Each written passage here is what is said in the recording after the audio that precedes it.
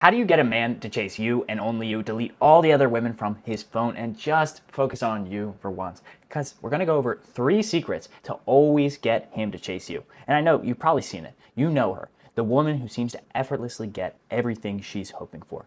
And the consistent effort, the romantic gestures, the let me plan something special for you, babe, the woman who's getting trips and that kind of attention. Meanwhile, you feel like you're negotiating for the absolute bare minimum, a decent text back, a planned date, basic respect. Heck, sometimes they don't even plan the date. They make you act like TripAdvisor. So I know it's confusing, especially when you're kind, you're successful, you're genuinely caring, and you want the relationship to work. And you're just like, why can't I find someone that wants to even just match my energy? So let's talk about what makes the difference. And we're going to be doing a lot of drawing today. So if you're listening, I will be drawing, but I will try to auditorily speak so that you know what's going on. So let's talk about the truth that men don't tell you, because I was a male dating coach for a very long time, not exclusively help women. So let's talk about how men treat you. And they largely treat you based on how they perceive you. And that may come as obvious. People treat you how you treat yourself. We often talk about the dating world is like a mirror. So the energy you're reflecting out in the world often gets reflected back on you.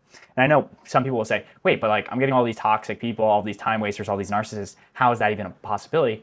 Well, you may be putting out wounded energy into the mirror. So before we get too deep into that topic, let's just discuss what it's not. It's not your looks. It's not your accomplishment. It's not how young you are, how unsuccessful you are. Because most women, a lot of them think, hey, I'm so successful, I must be intimidating. And that can be the case. But let's talk about what you're reflecting and how you ultimately present yourself, how you speak about yourself, and how you move through this world.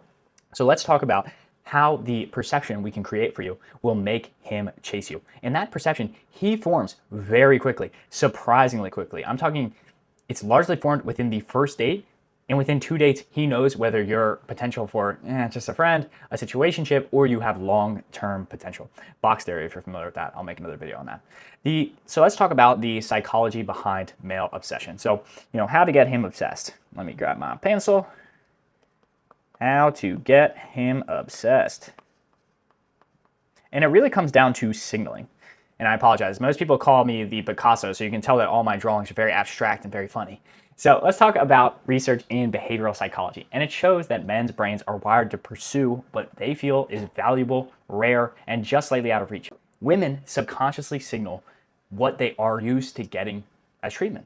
And if you are not putting forward this image that you are used to getting top-level treatment, especially don't talk about like how your ex did you dirty, right? Always talk about positive things, because guys want to be around people that, one, they view as scarce, they view as a challenge, and they view as somebody else that everyone is desiring. So he needs to think, I want her in my life and I need to raise my level. Guys want to think that they need to, constantly be improving in order to be with you. All right, so let's talk about the 3 signals that separate women who get obsessive attention, and not the creepy kind, but like he really wants to pursue you, from who gets breadcrumbs. And I want you to stay into the end, because we're going to go over 3 major signals, and I'm going to put a bonus one in the end, which can really make or break your relationship. So let's go into signal number 1. Let me clear my board off a little bit here. I got my spooky ghost. I got you trying to find love in the diamonds. We love it. We love it.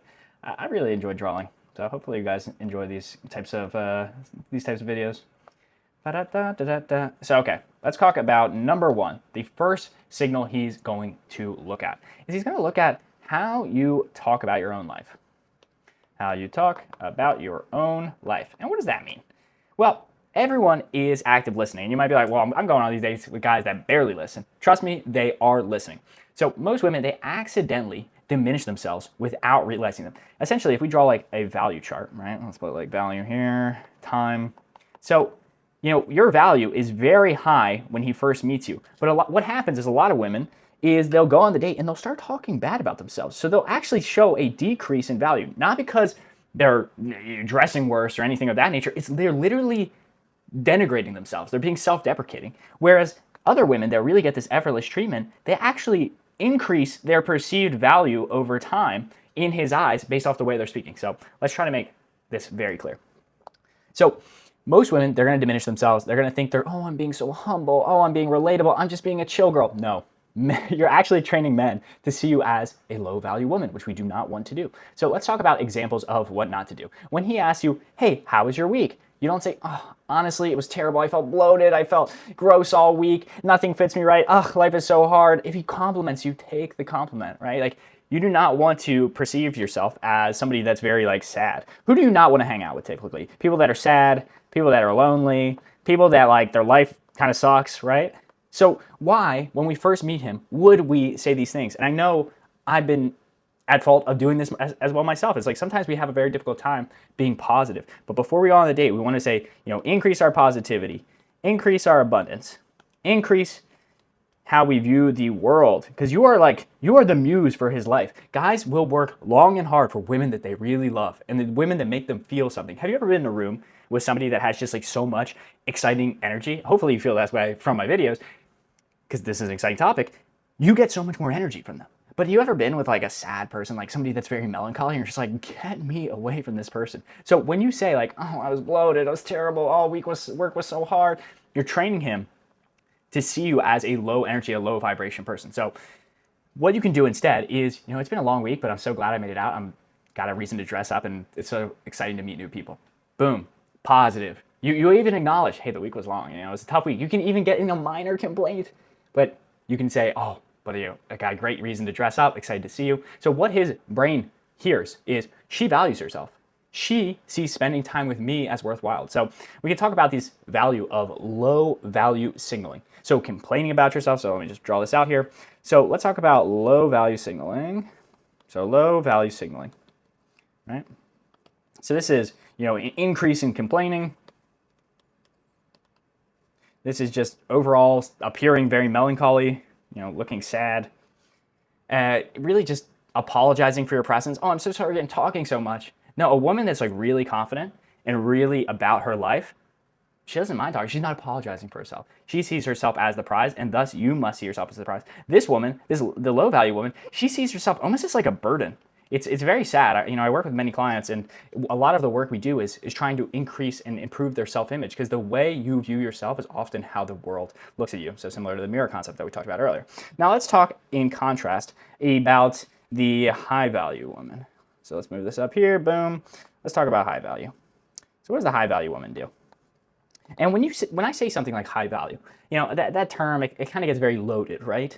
But if you think about high value, think about what does a princess do? What would somebody in royalty do? Because you are royalty, you are the prize, lovely. So they're confident. They're confident, they're happy, they're full of energy. They kind of have these like natural boundaries. Like if a guy's not setting a date, they wouldn't just be waiting around. They'd be like, I have a full life. I have an amazing life with or without you. They're warm, they're appreciative, and not appreciative in like that they're groveling, but they're just like, thank you so much for treating me to dinner tonight.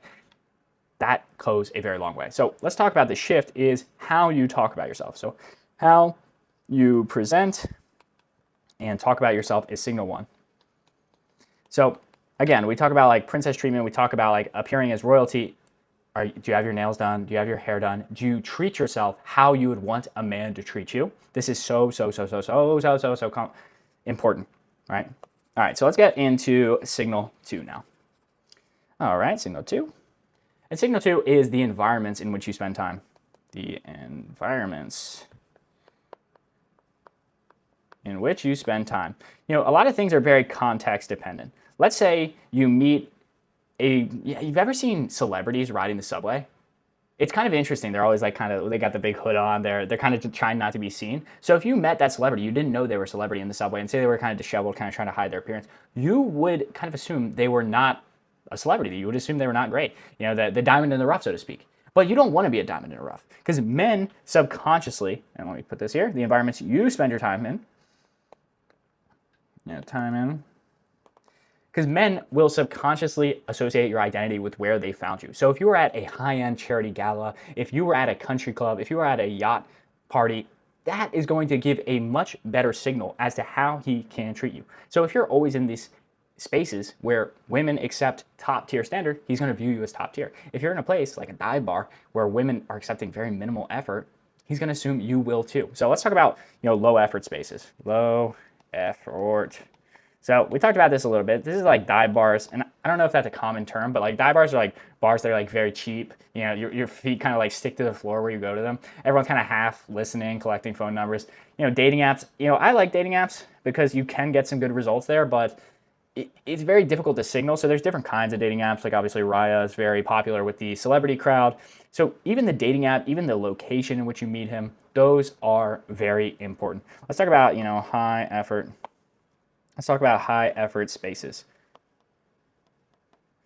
High effort spaces. So this could be luxury fitness classes, gyms. Me and my sister, we always used to go to like a very bougie yoga class. So if you meet somebody there, you're going to be in a very good spot. Professional conferences, workspaces. I used to work in a very tech-driven space, and swear to God, those conferences were like 80% guys. Now you might say, I don't really want one of those guys, but hey, there's so many different conferences, from lawyer conferences to even spiritual retreats that attract a very high vibration crowd, attract a very luxury crowd, where like a ticket might cost $2K to get in there. So if a ticket costs $2K to get in the door, you're only going to be filtering for some of the highest quality, usually the most affluent guys or the most connected guys.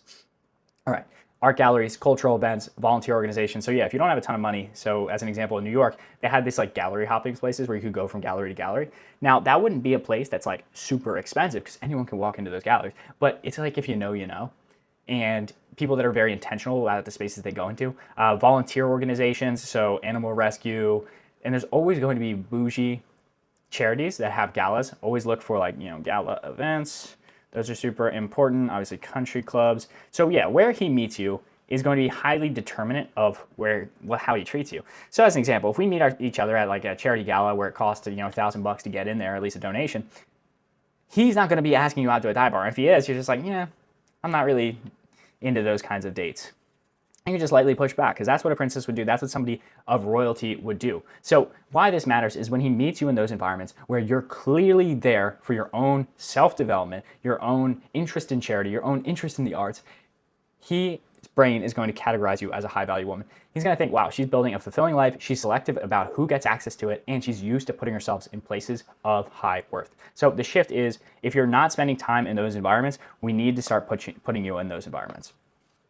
So one of the big exercises I always recommend to my ladies is draw out your ideal guy. Not like literally, not like I'm currently doing, but just say what your ideal guy is. What are his qualities? And then figure out, okay, where does this guy spend time? So, we got men on this axis and we've got, fun on this axis. So figure out where the type of guy you want is, and then figure out where you're going to have fun. So, as an example, he might go to like a whiskey tasting, but you don't really drink, right? Like you on that fitness lifestyle, you're on that, skincare. You're not into whiskey right now, or maybe you are. So you might not want to go there because you're not going to have the most fun there, but maybe an art charity gala is going to be much up your speed, and it's going to kind of filter for the guys that are very high quality. All right. Hopefully you guys are enjoying my Picasso-esque skills. I'm really one of the world's greatest drawers. They're saying. Everyone's been saying it in the comments. Signal number 3, how you reveal your standards without demanding them. So one of the big tricky points of contact is setting boundaries, setting standards. And it's a difficult thing. Open communication is something we're going to work on in many future videos, so stay tuned for those. But how you can communicate your standards without, revealing ultimatums like, I don't go there. Although that's not the worst thing to say, just it all depends on how you say it.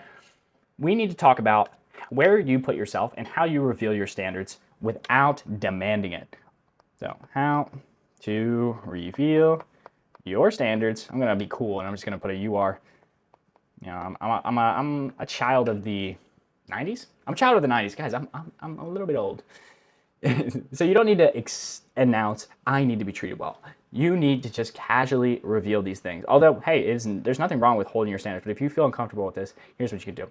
So let's say there is a bougie Italian place downtown, and he says, hey, have you ever tried this new Italian place? And many people, they might even just lie because they're like, oh, I don't want to think I was out with another guy there. Oh, that would be horrible.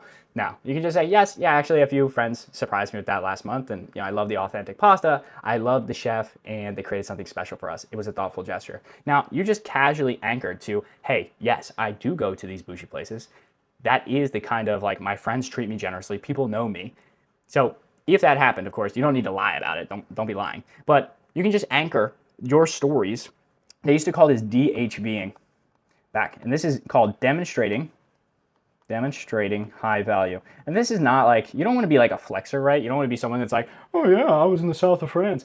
It just casually comes up. Like, you don't want to be just purely bragging about your life, but when you reveal stories, you do not want to reveal stories that show you as like, oh, my ex was so toxic. He treated me horribly. He treated me like he just walked all over me. No, you'd be like, oh yeah, I went to, Paris with a group of people. We went all on this private tour. We had, a wine tasting. We did the Champagne region. Boom. That's positioning you as much higher value than talking about like when people walked all over you.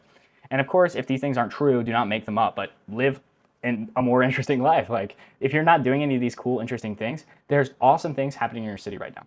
So what just happened is you anchored him to a version of yourself where you're treated with care, generosity, people care about you. You didn't demand anything particular. You just showed, hey, my normal existence, what is normal for me is people treating me great.